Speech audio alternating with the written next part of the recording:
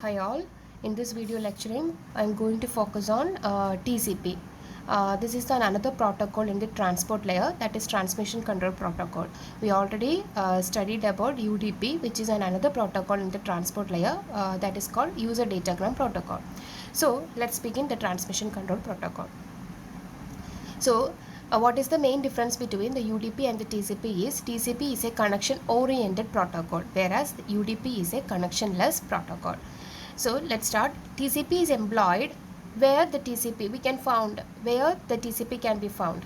TCP is employed in the transport layer of the TCP IP protocol stack. Yeah, I think you know the protocol stack. In the last video I already shown you the protocol stack. In the protocol stack, UDP, TCP as well as the SCTP is there in the transport layer. It lies in between. That means the TCP protocol is lying in between the application layer as well as the network layer. So application layer and network layer are the transport layer. So in the transport layer we are using the protocol called transmission control protocol. So what are the service offered by TCP? നമ്മൾ നേരത്തെ പറഞ്ഞതുപോലെ തന്നെ process to process communication ആണ് ആദ്യമേ അതിൻ്റെ service ആയിട്ട് പറയുന്നത്. TCP also provides the process to process communication using ports. ഇവിടെയും നമ്മൾ പോർട്ട് നമ്പർ യൂസ് ചെയ്തിട്ടാണ് TCP ഒരു പ്രോസസ്സിൽ നിന്നും അടുത്ത പ്രോസസ്സിനകത്തേക്ക് കമ്മ്യൂണിക്കേഷൻ പോസിബിൾ ആക്കുന്നത്. സോ അവിടെ നമ്മൾ എന്താണ് UDPനകത്ത് നമ്മൾ പറഞ്ഞു UDP is used along with some type of well-known port numbers-ഉമായിട്ട് യൂസ് ചെയ്യുന്നുണ്ട്. ഇതുപോലെ തന്നെ TCP is also using some of the well-known port numbers. അതിനകത്താണ് ഫസ്റ്റ് 80 എന്ന് പറയുന്ന port number HTTP hypertext transfer protocol ആണ്. 25 എന്ന് പറയുന്നത് സിമ്പിൾ മെയിൽ ട്രാൻസ്ഫർ പ്രോട്ടോക്കോൾ. നമ്മൾ അവിടെ UDPയിൽ എടുത്ത് പറഞ്ഞിട്ടുണ്ടായിരുന്നു സിമ്പിൾ മെയിൽ ട്രാൻസ്ഫർ പ്രോട്ടോക്കോളിന് ഒരിക്കലും നമ്മൾ UDP യൂസ് ചെയ്യത്തില്ല. ബിക്കോസ് SMTP പോലെയുള്ള സംഭവങ്ങൾ long messages mail messages send ചെയ്യാനാണ് SMTP യൂസ് ചെയ്യുന്നത്. ലോങ് മെസ്സേജ് ആയതുകൊണ്ട് തന്നെ അത് UDPയിലേക്ക് എന്ത് ചെയ്യത്തില്ല, അക്കോമഡേറ്റ് ആവത്തില്ല അത്രയും വലിയ മെസ്സേജസ് ഒന്നും. അപ്പോൾ ഇവിടെ അതിന് പകരം നമ്മൾ യൂസ് ചെയ്യുന്നത് TCP ആണ് ഈ പറയുന്ന പ്രോസസ്സിന് വേണ്ടി വർക്ക് ചെയ്യുന്നത്. Okay, next one is Telnet. Okay, terminal network 53 DNSനകത്ത് നമ്മൾ ഈ പറയുന്ന കോമൺ TCPയും യൂസ് ചെയ്യും UDPയും യൂസ് ചെയ്യുന്നുണ്ട്. പിന്നെ 20 and 21 is a file transfer protocol. So likewise there are lot of other ports numbers are also there. So at least ഇത്രയെങ്കിലും നിങ്ങൾ എഴുതിയിരിക്കണം. Next one is stream delivery service. എന്താണ് സ്ട്രീം ഡെലിവറി സർവീസ് എന്ന് ഉദ്ദേശിക്കുന്നത്? UDPയിലായിരുന്നു എന്നുണ്ടെങ്കിൽ നമുക്ക് കിട്ടുന്ന ഡേറ്റാസിനെ, അതായത് മെസ്സേജിനെ ഡിഫറെൻറ്റ് ചങ്ക്സ് ഓഫ് ഡേറ്റാസ് ആക്കി ഡിവൈഡ് ചെയ്തും ആ ഓരോ ചങ്ക്സ് ഓഫ് ഡേറ്റയും ഇൻഡിപെൻഡൻറ്റ് ടു ഈച്ച് അതർ ആയിരിക്കും. ഇവിടെ എന്ന് പറഞ്ഞാൽ TCP എന്ന് പറയുന്നത് ഒരു സെൻട്രൽ പ്രോസസ്സിൽ നിന്നും അടുത്ത റിസീവർ പ്രോസസ്സിനകത്തേക്ക് ഡേറ്റ സെൻഡ് ചെയ്യുന്നത് സ്ട്രീം വൈസ് ആയിരിക്കും. അതായത് അതായത് അറ്റ് എ ടൈം ഒരു കണക്ഷൻ എക്സ്റ്റാബ്ലിഷ് ചെയ്തിട്ട് ആ കണക്ഷൻ വഴി ഡേറ്റാസ് ഇങ്ങനെ കണ്ടിന്യൂസ് ആയിട്ട് സെൻഡ് ചെയ്തുകൊണ്ടിരിക്കുകയാണ് ചെയ്യുന്നത്. അതുകൊണ്ടാണ് TCP allows the sending process to deliver data as a stream of bytes ആയിട്ട് സെൻഡ് ചെയ്യും. And allows the receiving process എന്ത് ചെയ്യും, ഈ പറയുന്ന സ്ട്രീം ഓഫ് ബൈറ്റ്സ് ഓഫ് ഡേറ്റാസിനെ എന്ത് ചെയ്യും, റിസീവ് ചെയ്തെടുക്കും. അടുത്തത് നിങ്ങൾ അതിൻ്റെ ഒരു പിക്ചർ ഉണ്ട്. സ്ട്രീം ഡെലിവറി സർവീസിൻ്റെ ഫിഗറാണിത്. അതായത് സെൻഡിങ് പ്രോസസ്സ് ഉണ്ടായിരിക്കും. സെൻഡിങ് പ്രോസസ്സ് എന്ത് ചെയ്യും, അതായത് ആപ്ലിക്കേഷൻ ലെയറിൽ കിടക്കുന്നതാണ് ആ സെൻഡിങ് പ്രോസസ്സ്. ഈ പറയുന്ന പ്രോസസ്സ് TCPനകത്തേക്ക് ഡേറ്റാസ് സെൻഡ് ചെയ്യും. ആ TCP എന്ത് ചെയ്യും, ആ കിട്ടുന്ന മെസ്സേജിനെ സ്ട്രീം ഓഫ് ബൈറ്റ്സ് ആക്കി മാറ്റി അത് ആർക്ക് പാസ് ചെയ്യും, റിസീവറിൻ്റെ TCPക്ക് പാസ് ചെയ്ത് ആ TCP എന്ത് ചെയ്യും, നമ്മുടെ റിസീവിങ് പ്രോസസ്സിനകത്തേക്ക് സെൻഡ് ചെയ്ത് കൊടുക്കും.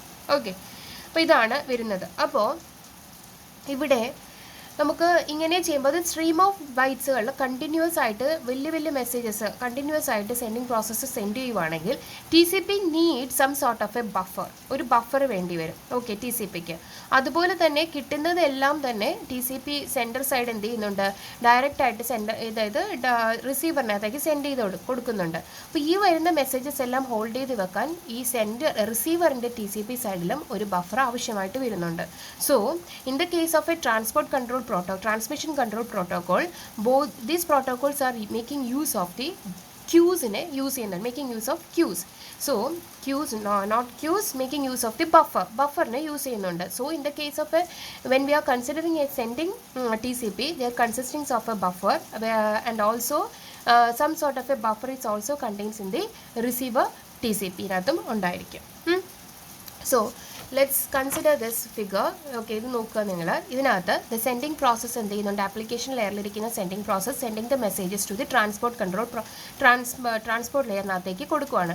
If the transport control is using the transmission control protocol ആണ് സെൻഡ് ചെയ്യാൻ യൂസ് ചെയ്യുന്നതെങ്കിൽ സോ ദേ ആർ മെയിൻറ്റെയിനിങ് ഒരു ബഫർ മെയിൻറ്റെയിൻ ചെയ്യുന്നുണ്ട്. സി ഇത് നോക്കുക, ഇത് ഇത്രയെന്ന് പറയുന്നത് സെൻഡ് ചെയ്ത ഡേറ്റാസ് ആണ്. ഓക്കെ, ഈ ഡാർക്ക് ഷെയ്ഡിൽ കൊടുത്തിരിക്കുന്നത് സെൻഡ് ചെയ്ത ഡേറ്റാസ്. ഇതെന്ന് പറയുന്നത് ഈ പകുതി ഹാഫ് ഷെയ്ഡ് കൊടുത്തിരിക്കുന്നത് ഡേറ്റാസ് ഇതുവരെ സെൻഡ് ചെയ്യാത്ത ഡേറ്റാസ്. ഇത് ഇത്രയും എന്ന് പറയുന്നത് ഫ്രീ സ്ലോട്ടാണ്. അപ്പം പുതിയ ഡേറ്റ പ്രോസസ്സ് സെൻഡ് ചെയ്യുന്ന പുതിയ ഡേറ്റയാണ് ഈ പറയുന്ന ഫ്രീ സ്ലോട്ടിലേക്കാണ് അടുത്ത് വെക്കുന്നത്. പക്ഷേ ഈ പറയുന്ന ഡേറ്റ, അതായത് സെൻഡ് ചെയ്തല്ലോ, നമ്മൾ ഓൾറെഡി ഇതിനകത്തേക്ക് സെൻഡ് ചെയ്തു, പക്ഷേ റിസീവറിൽ നിന്നും അക്നോളജ്മെൻറ്റ് കിട്ടാത്ത ഡേറ്റാസാണ് ഇവിടെ കിടക്കുന്നത്. എപ്പോഴാണോ ഈ പറയുന്ന സെൻഡ് ചെയ്ത ഡേറ്റ നിന്നും നമുക്ക് റിസീവറിൽ നിന്നും ആ കറസ്പോണ്ടിങ് ഡേറ്റയ്ക്ക് അക്നോളജ്മെൻറ്റ് കിട്ടിയത്, അപ്പോൾ മാത്രമേ നമ്മൾ ഈ പറയുന്ന ഡേറ്റാനെ ഈ ബഫറിൽ നിന്ന് റിമൂവ് ചെയ്ത് കളയത്തുള്ളൂ. അതുവരെ എന്ത് ചെയ്യും? ഇതവിടെ തന്നെ വെച്ചിരിക്കും. ഓക്കെ, ഇതാണ് TCPയുടെ സെൻറ്റർ സൈഡിലിരിക്കുന്ന ബഫർ. അപ്പോൾ ഒരു TCPയുടെ സെൻറ്റർ സൈഡിലിരിക്കുന്ന ബഫറിന് ടോട്ടൽ ബഫർ ഏരിയനെ എനിക്ക് 3 സെക്ഷൻസ് ആയിട്ടാണ് ഡിവൈഡ് ചെയ്യാൻ പറ്റുന്നത്. ഒന്ന്, സെൻഡ് ചെയ്ത datas but they are waiting for the acknowledgement. Second one is the datas that are not send yet, അങ്ങനെയുള്ള datas. And the third one is the area that is a free slot area okay. ഓക്കെ, പുതിയ datas കൊണ്ടുവെക്കാനുള്ള സ്ഥലം. So total sender സൈഡിലിരിക്കുന്ന ബഫറിനെ total I can divide it into 3 areas. Okay, ഇനി എന്ത് ചെയ്യും? ഈ കിട്ടുന്ന ആൾക്കാരെ എല്ലാം നമ്മൾ എന്ത് ചെയ്യും? ഇവിടെ നമ്മൾ പറയുന്നുണ്ട് സെഗ്മെൻറ്റ്. അതെന്താണെന്ന് പറഞ്ഞുതരാം. ഓരോ സെഗ്മെൻ്റ് ആയിട്ട് ഡിവൈഡ് ചെയ്തിട്ട് സെഗ്മെൻ്റ് ആയിട്ട് എങ്ങോട്ടേക്ക് പാസ് ചെയ്യും? ഓരോ സെഗ്മെൻറ്റ് അതിൻ്റേതായിട്ടുള്ള ഹെഡറും കാണും. ഹെഡറും വെച്ചിട്ട്, ഹെഡർ എന്തിനാണ്? സോഴ്സ് പോർട്ട് നമ്പറൊക്കെ അറിയാൻ വേണ്ടിയിട്ടാണ്. അപ്പോൾ അത് വെച്ചിട്ട് നമ്മൾ എന്ത് ചെയ്യും?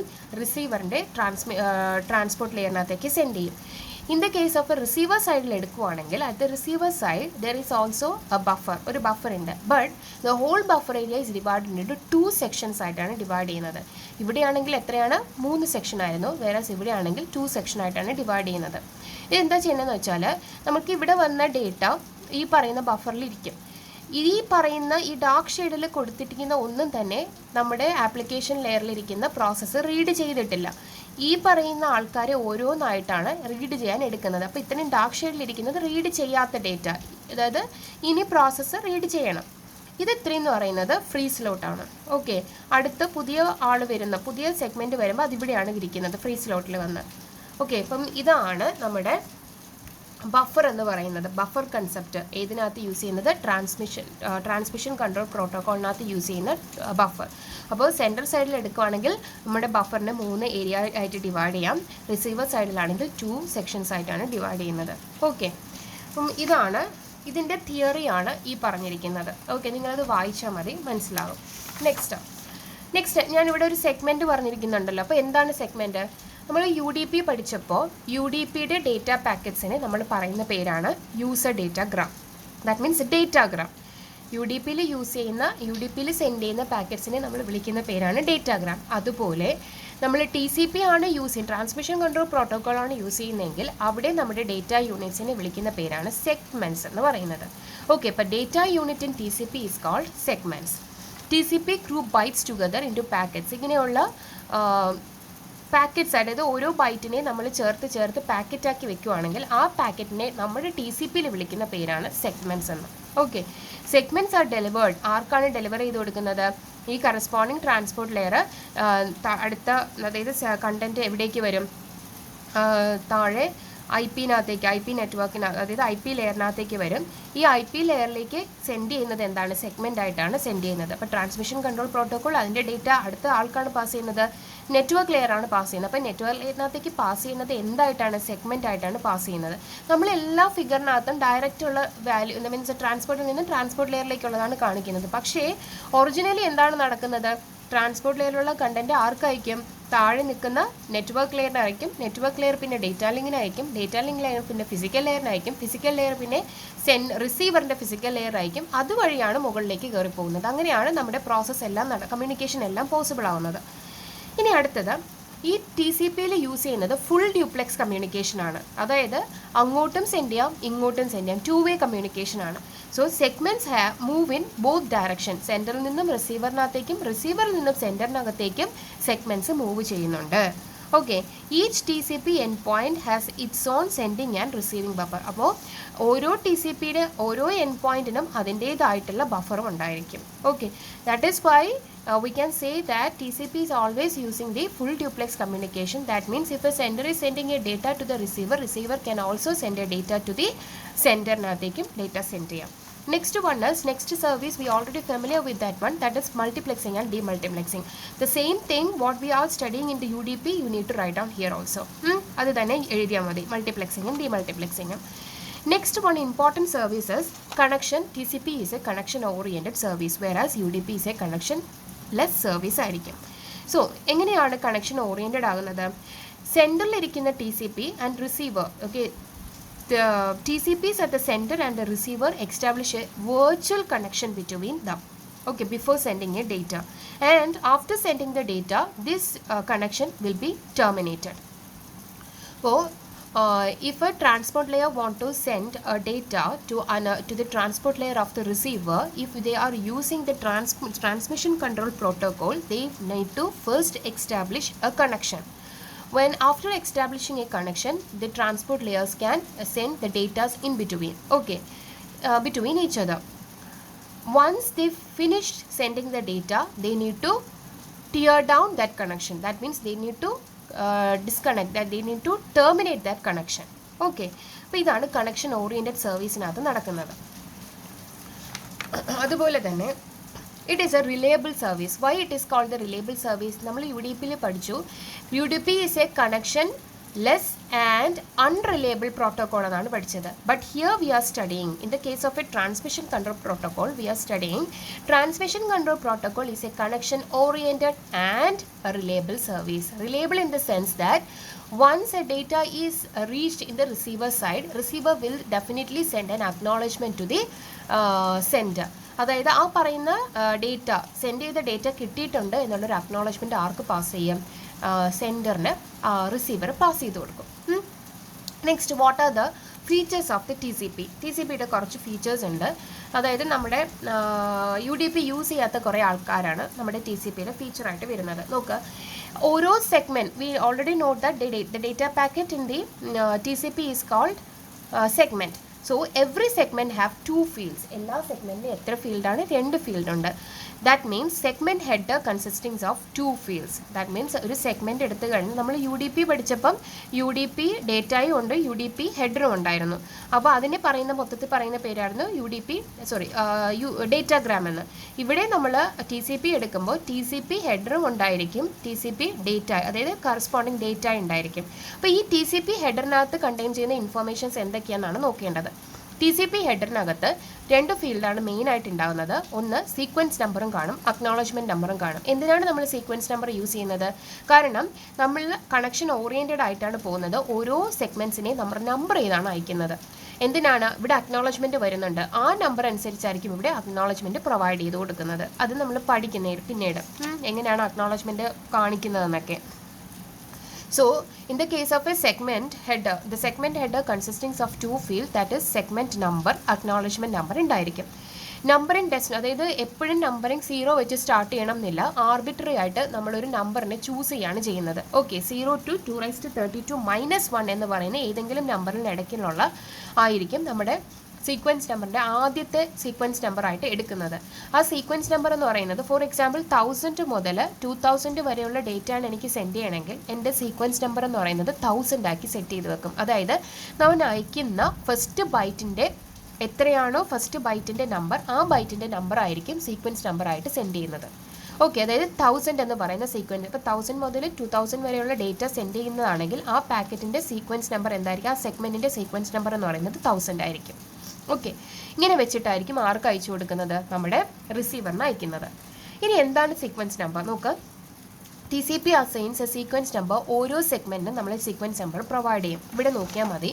ഇപ്പം ഫസ്റ്റ് സീക്വൻസ് നമ്പർ, അതായത് സെഗ്മെൻറ്റ് 1, സെഗ്മെൻറ്റ് 2, സെഗ്മെൻറ്റ് 3 എന്ന് പറഞ്ഞിട്ട് ഒരുപാട് സെഗ്മെൻറ്റുകൾ ടി സി പിക്ക് അയക്കാം. അപ്പോൾ സെഗ്മെൻറ്റ് 1-നകത്ത് കണ്ടെയ്ൻ ചെയ്യുന്നത് സീക്വൻസ് നമ്പർ കണ്ടെയ്ൻ ചെയ്യും. Suppose if they randomly choose A sequence number 1001, അതിൻ്റെ അർത്ഥം എന്ന് പറഞ്ഞാൽ 1001 മുതൽ 11000 വരെയുള്ള ഒരു ഡേറ്റയാണ് പാസ് ചെയ്യുന്നത്. അപ്പോൾ റേഞ്ച്, ആ സെഗ്മെൻറ്റിൻ്റെ റേഞ്ചാണ് 1001 തൊട്ട് 11000 വരെയുള്ള ഡേറ്റ. അപ്പോൾ ഈ പറയുന്ന സെഗ്മെൻറ്റിൻ്റെ ആദ്യത്തെ ബൈറ്റ് ഏതാണ്? 10,001 ആണ്. അപ്പോൾ അതിൻ്റെ സീക്വൻസ് നമ്പർ 10,001 ആയിരിക്കും. അടുത്തതെന്ന് പറഞ്ഞാൽ ഇത് കഴിഞ്ഞാൽ അടുത്ത സെഗ്മെൻറ്റ് ഏതായിരിക്കും? 11,001 ആയിരിക്കും. അതായിരിക്കും സീക്വൻസ് നമ്പറായിട്ട് പ്രൊവൈഡ് ചെയ്യുന്നത്. 11,001 റേഞ്ച് എന്ന് പറയുന്നത് 11,001 തൊട്ട് 12,000 വരെ. ഇങ്ങനെയാണ് നമ്മൾ സീക്വൻസ് നമ്പറിങ് നടത്തുന്നത്. ഇനി അക്നോളജ്മെൻറ്റ് നമ്പർ. അക്നോളജ്മെൻറ്റ് നമ്പർ എന്ന് പറയുമ്പം acknowledgement number is used by a party to confirm the byte it has received. ഒരു പാർട്ടി, ഏതെങ്കിലും ഒരാൾ, ഇപ്പോൾ സെൻഡർ ആയിരുന്നാലും ശരി റിസീവർ ആയിരുന്നാലും ശരി, റിസീവറാണ് സെൻഡറിന് അയച്ചു കൊടുക്കുന്നതെങ്കിൽ sender need to give an acknowledgement to the receiver. ഇപ്പോൾ സെൻഡറാണ് ഒരു ഡേറ്റ പാസ് ചെയ്യുന്നതെങ്കിൽ receiver need to acknowledge the sender that they already got the message. ഇതിപ്പോൾ അങ്ങോട്ടും ഇങ്ങോട്ടും അക്നോളജ്മെൻറ്റ് പാസ് ചെയ്യേണ്ടി വരും. So acknowledgement number defines the number of next byte that the party expects to receive. അതായത് acknowledgement define ചെയ്യുന്നത് അടുത്ത, അതായത് ഇനി റിസീവർ എന്തുമാത്രം ഡേറ്റാസ് അടുത്തത് എക്സ്പെക്റ്റ് ചെയ്യുന്നു അങ്ങനെ ഉള്ളതായിരിക്കും അക്നോളജ്മെൻറ്റ്. അതായത് ഇപ്പോൾ ഞാൻ ഇയാൾക്ക് ഒരു സംഭവം കൊടുത്തു, ഓക്കെ, ഇവിടെ ഇരിക്കുന്ന ഒരാൾക്ക് ഒരു സംഭവം കൊടുത്തു, അപ്പോൾ ഇയാൾ അടുത്തത് പ്രതീക്ഷിക്കും എനിക്ക് ഇത്രയും കിട്ടാമെന്ന്. അതായിരിക്കും അക്നോളജ്മെൻറ്റിൽ കൂടി അത് ഡിഫൈൻ ചെയ്യുന്നത്. ഓക്കെ, അങ്ങനെ നമുക്ക് എക്സ്പെക്റ്റ് ചെയ്ത്, അതായത് ഡേറ്റ പ്ലസ് ഇതിന് എത്ര അടുത്തത് സെൻഡ് ചെയ്യാം എന്നുള്ളതും കൂടി അക്നോളജ്മെൻറ്റിൽ നമുക്ക് പറഞ്ഞു കൊടുക്കാം. So acknowledgement number defines the number of next byte that the party expect to receive.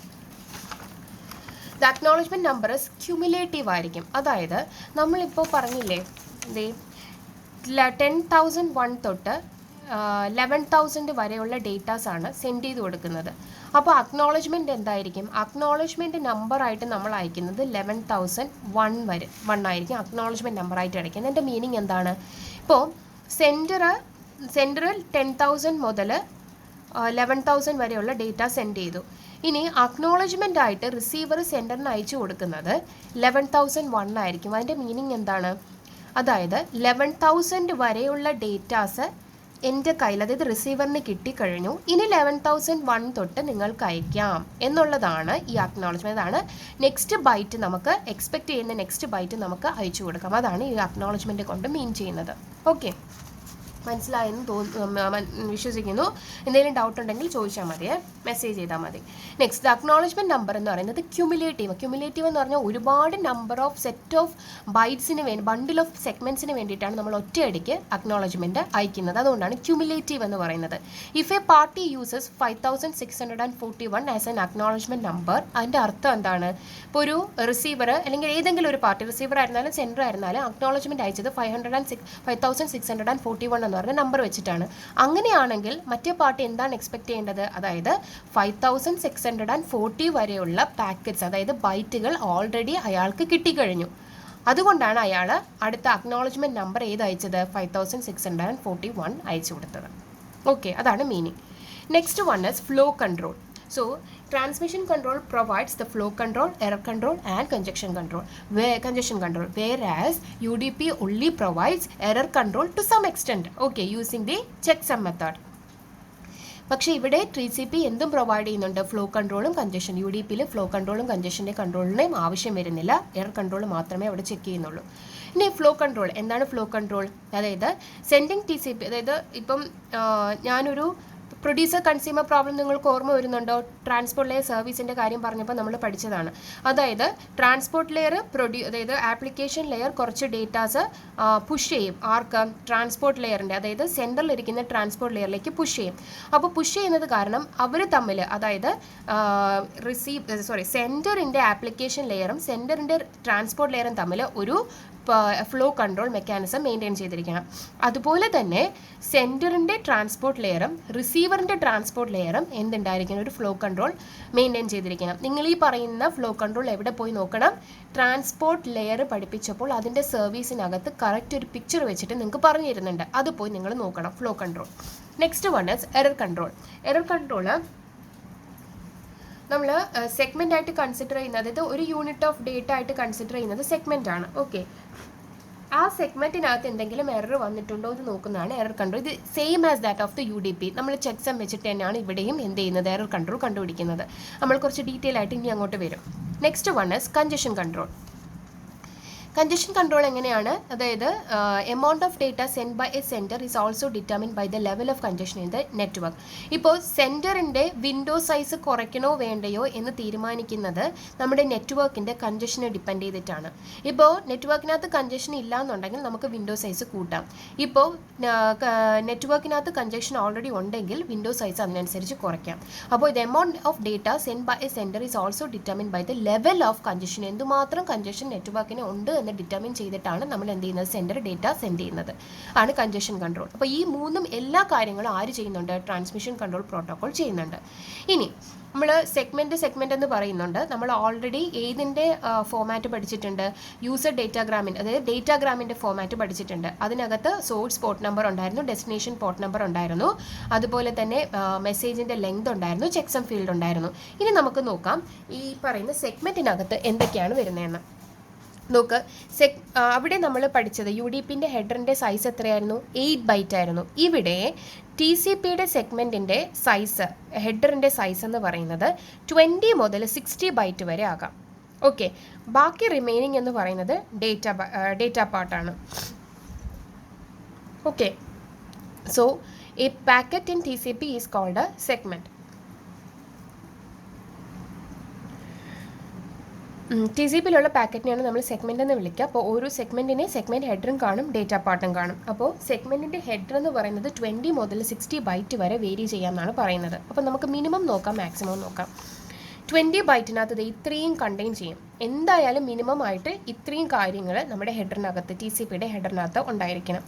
Option ഫീൽഡാണ് ബാക്കി വരുന്ന 40 ബൈറ്റ്. ഓപ്ഷൻസ് ആൻഡ് പാഡിംഗ് എന്ന് പറയും. ഇതാണ് കംപ്ലീറ്റ് ടി സി പിയുടെ ഹെഡറിൻ്റെ ഫോമാറ്റ്. അതായത് ടി സി പി ഹെഡറിൻ്റെ ഫോമാറ്റ് ഇൻ ദ സെൻസ് സെഗ്മെൻറ്റിൻ്റെ ഫോമാറ്റ്, സെഗ്മെൻറ്റ് ഹെഡർ എന്ന് പറയുന്നത്. സോഴ്സിൻ്റെ പോർട്ട് നമ്പർ അഡ്രസ്സ് കാണും, സോഴ്സ് പോർട്ട് അഡ്രസ്സ് കാണും, ഡെസ്റ്റിനേഷൻ പോർട്ട് അഡ്രസ്സ്, അത് രണ്ടും 16 ബിറ്റ് തന്നെയാണ്. ഇവിടെ എക്സ്ട്രാ ആയിട്ട് വരുന്നത് ഏതാണ്, സീക്വൻസ് നമ്പർ, അത് 32 ബിറ്റ് ആണ്. പിന്നെ ടി സി പി ആയതുകൊണ്ടാണ് സീക്വൻസ് നമ്പർ, അക്നോളജ്മെൻറ്റ് നമ്പറൊക്കെ വരുന്നത്. അപ്പോൾ സീക്വൻസ് നമ്പർ എത്രയാണ്, 32 ബിറ്റ്. അക്നോളജ്മെൻറ്റ് എത്രയാണ്, അതും 32 ബിറ്റ് ആണ്. ഇനി ഇവിടെ ഹെഡറിൻ്റെ ലെങ്ത് പറയുന്നുണ്ട് 4 ബിറ്റ്. ഇത് വേർഡ് ലെങ്ത് ആണ് ശരിക്കും പറഞ്ഞാൽ പറയുന്നത്. ഹെഡർ ലെങ്ത് 4 ബിറ്റ് ആയിട്ടാണ് പറയുന്നത്. ഇനി റിസർവ്ഡ്, കുറച്ച് ബിറ്റ്സുകൾ റിസർവ്ഡ് ആയിട്ട് വെച്ചിട്ടുണ്ട്. അത് ഫ്യൂച്ചർ യൂസിന് വേണ്ടിയിട്ടാണ്. And also we are using 6 types of different flags നമ്മൾ യൂസ് ചെയ്യുന്നുണ്ട്. അതെന്താണെന്ന് നമുക്ക് ഇനി വരുന്ന സമയത്ത് ഡിസ്ക്രൈബ് ചെയ്യാം. ഓരോന്നും നമുക്ക് പഠിക്കാനുണ്ട്.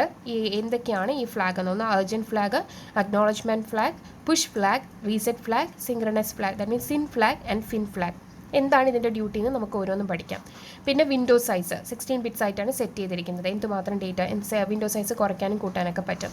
പിന്നെ എറർ കൺട്രോളിന് വേണ്ടിയിട്ട് ചെക്സം ബിറ്റ്, അത് 16 ബിറ്റാണ് നമ്മൾ യൂസ് ചെയ്യുന്നത്. പിന്നെ ഏർജൻറ്റ് പോയിൻ്റർ എന്നും പറഞ്ഞിട്ടൊരു സംഭവമുണ്ട്. ഏർജൻറ്റ് പോയിൻ്റർ നമ്മൾ അർജൻറ്റ് ഫ്ലാഗ് സെറ്റ് ചെയ്യുകയാണെങ്കിൽ നമ്മൾ അർജൻറ്റ് പോയിൻ്റർ ഇവിടെ എന്താണ് പറഞ്ഞിരിക്കണം. അതാണ് അർജൻറ്റ് പോയിൻ്റർ, അതും 16 ബിറ്റ് ആണ്. പിന്നെ ഓപ്ഷൻസ് ആൻഡ് പാഡിംഗ് ആണ് ബാക്കി വരുന്ന 40 ബൈറ്റ്. അപ്പോൾ ഒരു ഡിഫറൻസ് നിങ്ങൾക്ക് പറഞ്ഞ് എഴുതേണ്ടത്, what is the one of the difference. നമുക്ക് ഓൾറെഡി അറിയാം ടി സി പിയുടെയും യു ഡി പിയിലെയും ഡിഫറൻസ് എന്ന് പറഞ്ഞാൽ യു ഡി പി കണക്ഷൻ ലെസ്സും അൺറിലയബിളും ആണെങ്കിൽ ടി സി പി കണക്ഷൻ ഓറിയൻറ്റഡും റിലയബിളും ആണ്. വേറൊരു ഡിഫറൻസ് ആണ്, അതായത് രണ്ടിൻ്റെ ഡേറ്റ യൂണിറ്റ്. യു ഡി പിയിലെ ഡേറ്റ യൂണിറ്റിനെ പറയുന്ന പേരെന്താണ്, ഡേറ്റാഗ്രാം എന്നും ടി സി പിയിലെ ഡേറ്റ യൂണിറ്റിനെ പറയുന്ന പേര് സെഗ്മെൻറ്റുമാണ്. പിന്നെ വരുന്നത് ഹെഡറാണ്. യു ഡി പിൻ്റെ ഹെഡറിൻ്റെ സൈസ് 8 ബൈറ്റും ടി സി പിയുടെ ഹെഡറിൻ്റെ മിനിമം ബൈറ്റ് എന്ന് പറയുന്നത് 20 ആണ്. Okay, maximum we can reach up to 60 byte.